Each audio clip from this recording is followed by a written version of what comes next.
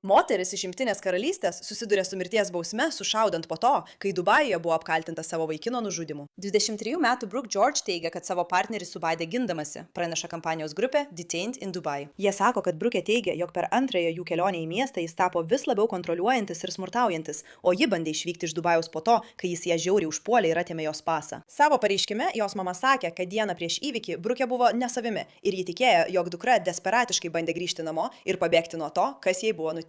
Detained in Dubai teigia, kad artimiausi Brooke žmonės mano, jog ji galėjo būti suviliota į Dubajų apgaulingais pažadais išnaudojimo tikslais. Jie ragina, kad 23 metų Brooke būtų paleista už užstatą ir kad byla būtų nagrinėjama kaip smurto artimoje aplinkoje atvejis. Nuomonės formuotoja dabar Dubajuje gali atsidurti prieš sušaudimo būrį po to, kai padarė nusikaltimą islamistinėje šalyje. Ir žinoma, ji teigia, kad tai buvo savigyna. Pasigilinkime į šios beprotiškos istorijos detalės. Atrodė, kad ji tikrai atsidurs tarptautinės baudžiamosios bylos centre. Tačiau šių metų pradžioje ji internete susipažino su 26 metų Williamu Trebi. Ir pasak daugelio pranešimų, jie susipažino per Facebook. Greitai pradėjo bendrauti. Netrukus tai, kas prasidėjo kaip internetiniai santykiai, virto planai susitikti gyvai. Trebis gyveno ir dirbo Dubajuje, o Brooke galiausiai atskrido jo aplankyti. Jos dukra, Brooke, jai tik 23, ji labai naivi. Ji susipažino su šiuo vaikinu per Facebook pažinčių programėlę. Ji išvyko į Dubajų. Jos požiūriu tai buvo audringas romanas. Jis vedė ją į prabangiausius restoranus, vežė į paplūdimio klubus. Jis organizuoja jai modelio fotosesiją paplūdimyje. Ji labai didžiuojasi ir džiaugiasi visą tuo.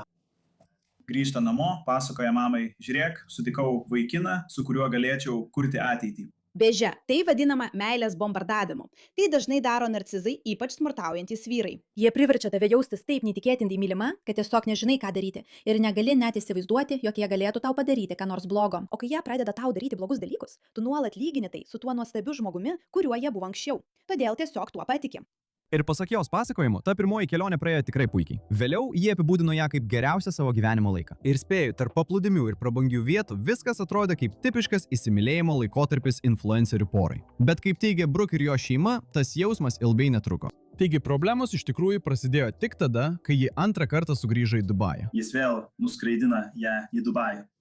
Tačiau, pasak jos pasakojimo, patirtis buvo visiškai kitokia. Didžiąją laiko dalį ji paliekama viena bute.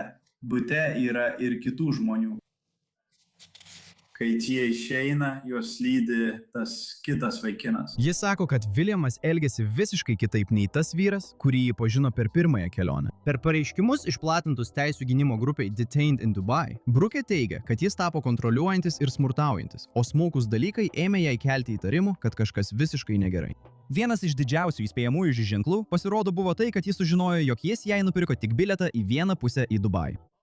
Tai nėra geras ženklas. Brooke's šeima taip pat teigia, kad jis suprato, jog jis turi jos pasą, todėl jai tapo daug sunkiau tiesiog išvykti ir parskristi namo, kai tik panorėtų. Ir vėlgi, tai yra kaltinimai, kurie dar nebuvo įrodyti teisme. Tačiau jie yra esminė Brooke's pasakojimo apie tai, kas nutiko toliau, dalis. Jos mama sako, kad ji pastebėjo pokytį beveik iš karto. Per pirmąją Brooke's kelionę jis skambėjo susijaudinusi ir laiminga, kai jie kalbėdavosi, tačiau per antrąją kelionę tie telefono skambučiai tapo visiškai kitokie. Pasak jos mamos, Brooke buvo tylesnė nei įprastai ir atrodė labai nerimaujanti. Ji taip pat sakė, kad jos dukra vis kartojo, jog viskas gerai, tačiau ji jautė, kad kažkas pasikeitė. Tada įvyko tas telefono skambutis, kuris žvelgiant atgal tapo viena svarbiausių šeimos istorijos dalių.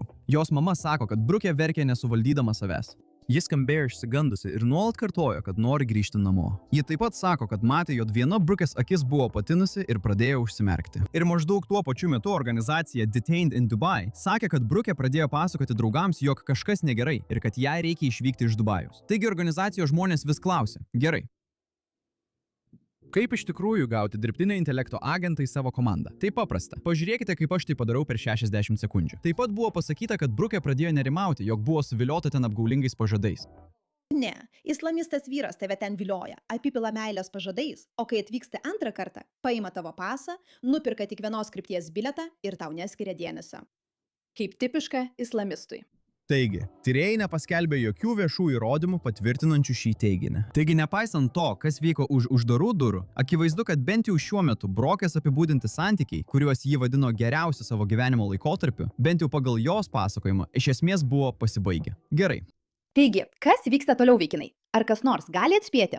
Dabar ji norėjo pabėgti. Tada atėjo naktis, kuri amžiams pakeitė jų abiejų gyvenimus. Taigi jie abu kartu išėjo vakare į McCafferty's barą, Jumeirah Village rajone. Brooke teigia, kad Williamas išgėrė, kilo ginčas ir jis ėmė smurtauti važiuojant atgal į butą. Brooke tvirtina, kad smurtas tęsiasi ir grįžus namo. Ir tam tikrų momentų jis sako nusprendusi, kad turi visiškai išvykti iš Dubajaus. Brooke sugebėjo su draugų pagalba susitvarkyti skrydį atgal į Londoną. Tačiau buvo viena didelė problema. Jai vis dar reikėjo savo paso. Jie sako, kad ji grįžo į butą atsiimti paso, tikėdamasi, jo galės tiesiog pasiimti savo daiktus ir iškart vykti į oro uostą. Tačiau tai, kas vyko toliau, akivaizdžiai yra pagrindinė visos šios istorijos dalis. Nes Brooke sako, kad ji verkė, maldavo grąžinti jos pasą, kai Williamas, kaip teigiama, vėl ją užpuolė. Įtiegė, o ne, o ne. Ar visi pasiruošę? Ji teigia, kad buvo daužoma kumščiais, bijojo dėl savo gyvybės ir pasiekė virtuvinį peilį, kuris buvo ranka pasiekiamas. Ir Williamas tada neteko gyvybės po to, kai buvo subadytas. Bet klausimas yra, kodėl? Brooke sako, kad veikė gindamasi, nes tikėjo, jog jai gresia pavojus. Tačiau Dubajaus prokurorai ją apkaltino iš anksto apgalvotų nusikaltimu. Ir čia šis atvejis tampa labai sudėtingas. Viešai valdžios institucijos iš tikrųjų nepaaiškino, kokie įrodymai privertė jas padaryti išvadą, kad nusikaltimas buvo iš anksto apgalvotas.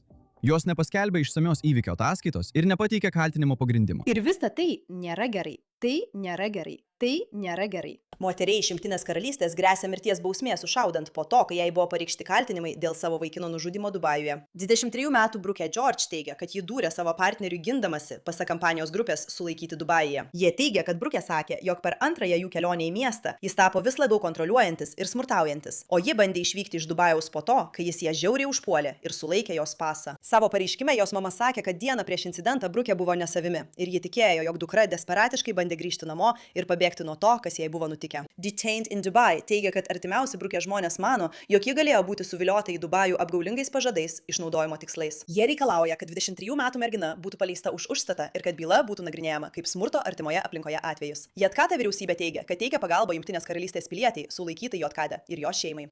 Štai kodėl, mano draugai, nenorėtumėte būti sulaikyti islamistinėje šalyje. Aš nesakau, kad ji neturėtų eiti į teismą ir pereiti tam tikrą teisminį procesą. Bet man reikia, kad tai vyktų taip, jog ji galėtų visiškai išsakyti savo susirūpinimą. Brooke George paliko Gravesendo miestą dėl Dubajaus žavesio kartu su vyru, kurį buvo sutikusi internete.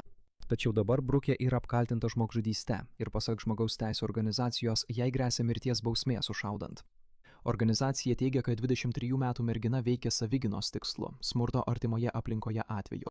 Brookės šeima sakė, kad tai buvo antrasis 23 metų merginos vizitas į Dubajų susitikti su tuo vyru, po to, kai jie apibūdino pirmąją kelionę kaip geriausią savo gyvenime. Tačiau kampanijos grupė Detained in Dubai teigia, kad Brooke tvirtino, jog jos partneris tapo vis labiau kontroliuojantis ir smurtaujantis, o ji griebėsi peilio savigynai per smurtinį ginčą. Nekeliaukite susitikti su islamistais vyrais. Kaip tai? Tiesiog nedarykite to. Nedarykite to. Nedarykite to. Tie vyrai bus problematiški, bet ir juos palaikančios vyriausybės bus problematiškos. Ir jūs atsidursite bėdoje, kad ir ką darytumėte. Nevykite. Nevykite į Afganistaną. Tiesiog neikite. Neleiskite tiems vyrams jūsų suvilioti. Viskas tuo ir pasakyta. Jie nori jūs suvilioti. Tai taip akivaizdu, tai taip paprasta, tai visiškai nesudėtinga. Nevažiuokite ir nekeliaukite į šalis, kuriuose yra islamistų vyrų, užverčiančių jūs perdėtų dėmesiu. Paprasta. Lengva. Tikėkime, kad ši mergina iš tikrųjų išsikapstys iš šios situacijos. Ačiū už jūsų dėmesį šiam klausimui.